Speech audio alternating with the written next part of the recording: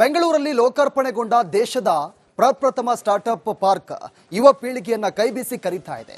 ಕೋರಮಂಗಲದ startup ಪಾರ್ಕ್ಗೆ ಇವತ್ತು shark Tank ಖ್ಯಾತಿಯ ಅನುಪಮ್ ಮಿತ್ತಲ್ ಆಗಮಿಸಿದ್ದಾರೆ.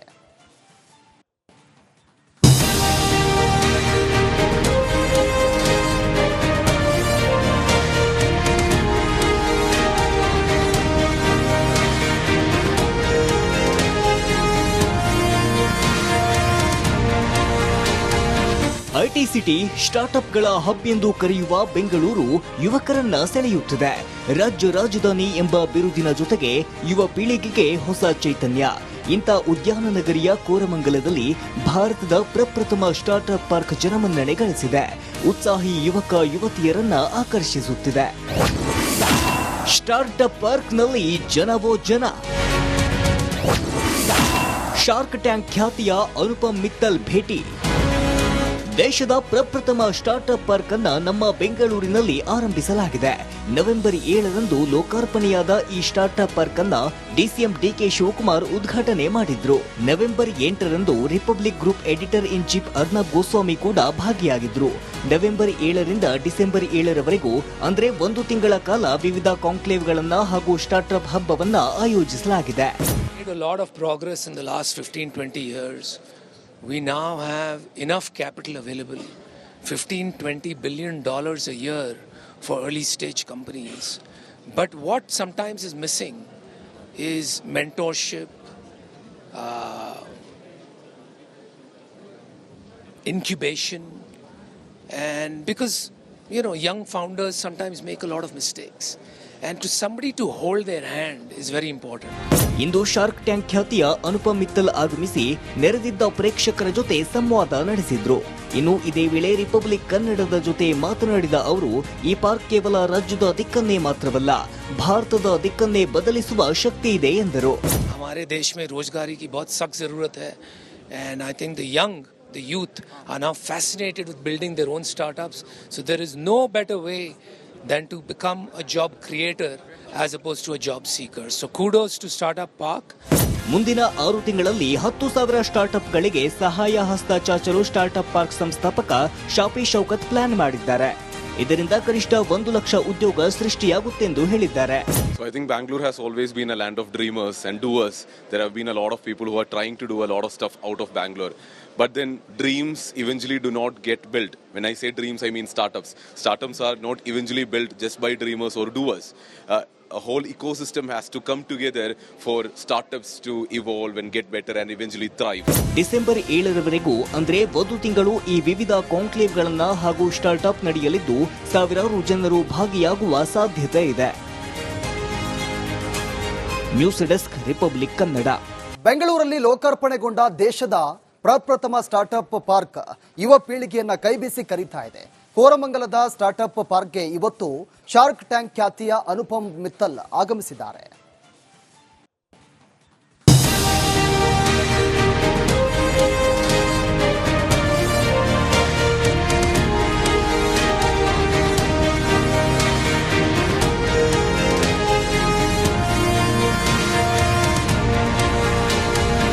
ಐಟಿ ಸಿಟಿ ಸ್ಟಾರ್ಟ್ಅಪ್ಗಳ ಹಬ್ ಎಂದು ಕರೆಯುವ ಬೆಂಗಳೂರು ಯುವಕರನ್ನ ಸೆಳೆಯುತ್ತಿದೆ.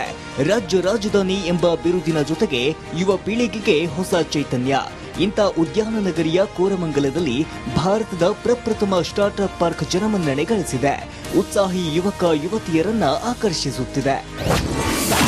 ಸ್ಟಾರ್ಟ್ಅಪ್ ಪಾರ್ಕ್ನಲ್ಲಿ ಜನವೋ ಜನ. ಶಾರ್ಕ್ ಟ್ಯಾಂಕ್ ಖ್ಯಾತಿಯ ಅನುಪಮ್ ಮಿತ್ತಲ್ ಭೇಟಿ. ದೇಶದ ಪ್ರಪ್ರಥಮ ಸ್ಟಾರ್ಟ್ಅಪ್ ಪಾರ್ಕ್ ಅನ್ನ ನಮ್ಮ ಬೆಂಗಳೂರಿನಲ್ಲಿ ಆರಂಭಿಸಲಾಗಿದೆ. ನವೆಂಬರ್ 7ರಂದು ಲೋಕಾರ್ಪಣೆಯಾದ ಈ ಸ್ಟಾರ್ಟ್ಅಪ್ ಪಾರ್ಕ್ ಅನ್ನ ಡಿಸಿಎಂ ಡಿಕೆ ಶಿವಕುಮಾರ್ ಉದ್ಘಾಟನೆ ಮಾಡಿದ್ರು.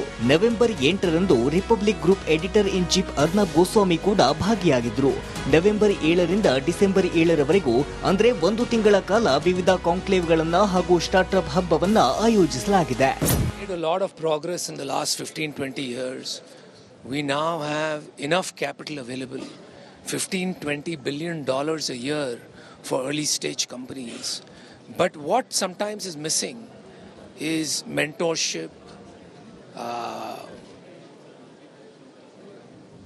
incubation, and because young founders sometimes make a lot of mistakes. And to somebody to hold their hand is very important. ಇಂದು ಶಾರ್ಕ್ ಟ್ಯಾಂಕ್ ಖ್ಯಾತಿಯ ಅನುಪಮ್ ಮಿತ್ತಲ್ ಆಗಮಿಸಿ ನೆರೆದಿದ್ದ ಪ್ರೇಕ್ಷಕರ ಜೊತೆ ಸಂವಾದ ನಡೆಸಿದ್ರು. ಇನ್ನು ಇದೇ ವೇಳೆ ರಿಪಬ್ಲಿಕ್ ಕನ್ನಡದ ಜೊತೆ ಮಾತನಾಡಿದ ಅವರು, ಈ ಪಾರ್ಕ್ ಕೇವಲ ರಾಜ್ಯದ ದಿಕ್ಕನ್ನೇ ಮಾತ್ರವಲ್ಲ, ಭಾರತದ ದಿಕ್ಕನ್ನೇ ಬದಲಿಸುವ ಶಕ್ತಿ ಇದೆ ಎಂದರು. हमारे देश में रोजगारी की बहुत सख्त जरूरत है, and I think the youth are now fascinated with building their own startups. So there is no better way than to become a job creator as opposed to a job seeker. So kudos to Startup Park. ಮುಂದಿನ 6 ತಿಂಗಳಲ್ಲಿ 10,000 ಸ್ಟಾರ್ಟ್ಅಪ್ಗಳಿಗೆ ಸಹಾಯ ಹಸ್ತ ಚಾಚಲು startup park ಸಂಸ್ಥಾಪಕ Shafi Shaukat plan ಮಾಡಿದ್ದಾರೆ. ಇದರಿಂದ ಕನಿಷ್ಠ 1 ಲಕ್ಷ ಉದ್ಯೋಗ ಸೃಷ್ಟಿಯಾಗುತ್ತೆಂದು ಹೇಳಿದ್ದಾರೆ. So I think Bangalore has always been a land of dreamers and doers. There have been a lot of people who are trying to do a lot of stuff out of Bangalore.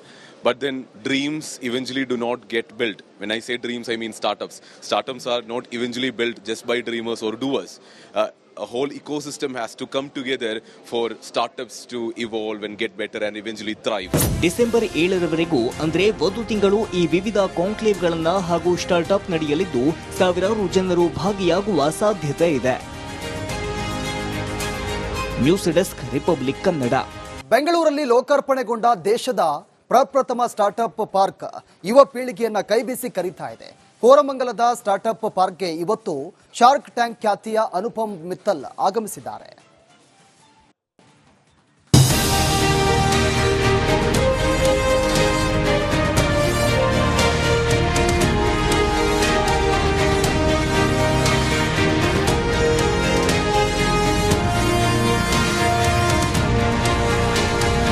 IT city, ಸ್ಟಾರ್ಟ್ಅಪ್ಗಳ hub ಎಂದು ಕರೆಯುವ ಬೆಂಗಳೂರು ಯುವಕರನ್ನ ಸೆಳೆಯುತ್ತಿದೆ. ರಾಜ್ಯ ರಾಜಧಾನಿ ಎಂಬ ಬಿರುದಿನ ಜೊತೆಗೆ ಯುವ ಪೀಳಿಗೆಗೆ ಹೊಸ ಚೈತನ್ಯ. ಇಂಥ ಉದ್ಯಾನ ನಗರಿಯ ಕೋರಮಂಗಲದಲ್ಲಿ ಭಾರತದ ಪ್ರಪ್ರಥಮ ಸ್ಟಾರ್ಟ್ಅಪ್ ಪಾರ್ಕ್ ಜನಮನ್ನಣೆ ಗಳಿಸಿದೆ. ಉತ್ಸಾಹಿ ಯುವಕ ಯುವತಿಯರನ್ನ ಆಕರ್ಷಿಸುತ್ತಿದೆ. ಸ್ಟಾರ್ಟ್ಅಪ್ ಪಾರ್ಕ್ನಲ್ಲಿ ಜನವೋ ಜನ. ಶಾರ್ಕ್ ಟ್ಯಾಂಕ್ ಖ್ಯಾತಿಯ ಅನುಪಮ್ ಮಿತ್ತಲ್ ಭೇಟಿ. ದೇಶದ ಪ್ರಪ್ರಥಮ ಸ್ಟಾರ್ಟ್ಅಪ್ ಪಾರ್ಕ್ ಅನ್ನ ನಮ್ಮ ಬೆಂಗಳೂರಿನಲ್ಲಿ ಆರಂಭಿಸಲಾಗಿದೆ. ನವೆಂಬರ್ 7ರಂದು ಲೋಕಾರ್ಪಣೆಯಾದ ಈ ಸ್ಟಾರ್ಟ್ಅಪ್ ಪಾರ್ಕ್ ಅನ್ನ ಡಿಸಿಎಂ ಡಿಕೆ ಶಿವಕುಮಾರ್ ಉದ್ಘಾಟನೆ ಮಾಡಿದ್ರು. ನವೆಂಬರ್ 8ರಂದು Republic group editor in chief Arnab Goswami ಕೂಡ ಭಾಗಿಯಾಗಿದ್ರು. ನವೆಂಬರ್ 7ರಿಂದ ಡಿಸೆಂಬರ್ 7ರವರೆಗೂ ಅಂದ್ರೆ 1 ತಿಂಗಳ ಕಾಲ ವಿವಿಧ ಕಾಂಕ್ಲೇವ್ಗಳನ್ನ ಹಾಗೂ ಸ್ಟಾರ್ಟ್ಅಪ್ ಹಬ್ಬವನ್ನ ಆಯೋಜಿಸಲಾಗಿದೆ. Made a lot of progress in the last 15-20 years. We now have enough capital available, $15-20 billion a year for early stage companies. But what sometimes is missing is mentorship, incubation, and because young founders sometimes make a lot of mistakes. And to somebody to hold their hand is very important. ಇಂದು Shark Tank ಖ್ಯಾತಿಯ ಅನುಪಮ್ ಮಿತ್ತಲ್ ಆಗಮಿಸಿ ನೆರೆದಿದ್ದ ಪ್ರೇಕ್ಷಕರ ಜೊತೆ ಸಂವಾದ ನಡೆಸಿದ್ರು.